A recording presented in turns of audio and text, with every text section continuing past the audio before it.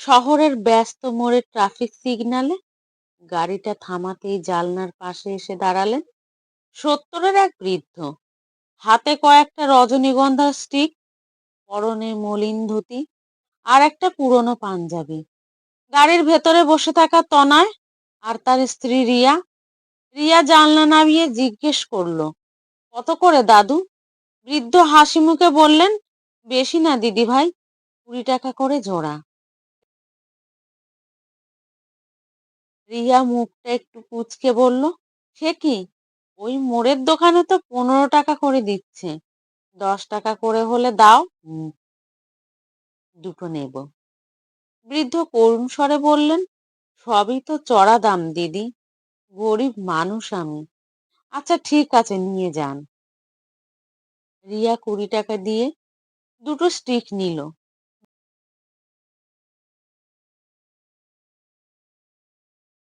বৃদ্ধ যখন পকেট থেকে ভাঙানি খুঁজছিলেন, সিগন্যাল সবুজ হয়ে গেল। তনাই গাড়ি স্টার্ট দিতেই রিয়া বলল, থাক দাদু, খুচরো দিতে হবে না। বৃদ্ধ তখন তাড়াহুড়ো করে পকেট থেকে একটা ছোট্ট বেলফুলের মালা রিয়ার হাতে গুজে দিয়ে বললেন, এমনি, পয়সা নেব না মা, এই মালাটা খোপায় জড়িয়ে নিও। তনয় সবটা দেখলো, কিন্তু কিছু বলল না। সেদিন ছিল তনয় আর রিয়ার বিবাহ বার্ষিকী।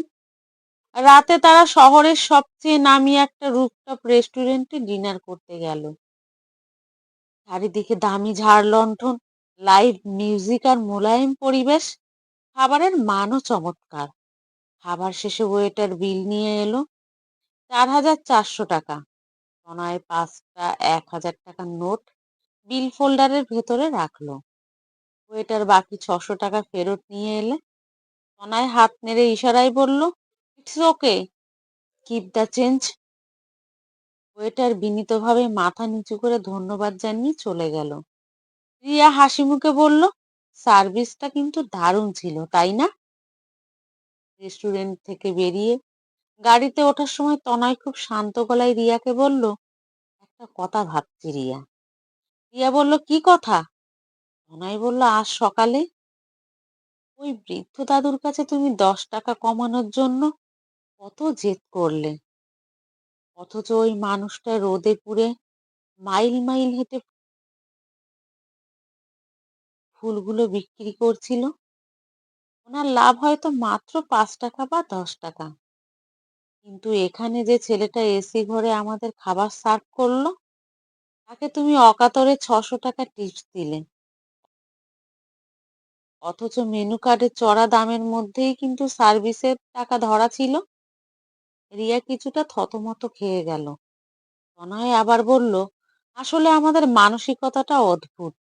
যেখানে আলোকসজ্জার চাকচিক্য বেশি, সেখানে আমরা আভিজাত্য দেখাতে পকেট উজাড় করে দিই।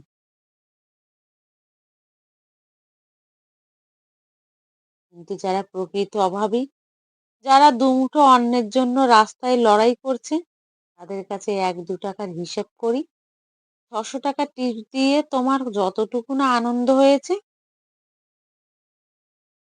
সকালে ওই বৃদ্ধের থেকে 4 টাকার খুচরোর বদলে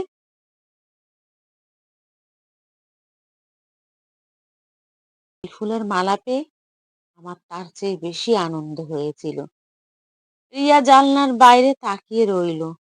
রাতের ঠান্ডা হাওয়ায় তার খোঁপায় থাকা বেল ফুলের গন্ধটা নাকে আসছিল। সে বুঝতে পারল, অভিজাত্য দামি হোটেলে টিপস দেওয়া নয়, বরং পরিশ্রমী মানুষের ঘামের অমর্যাদা না করার মধ্যেই লুকিয়ে থাকে।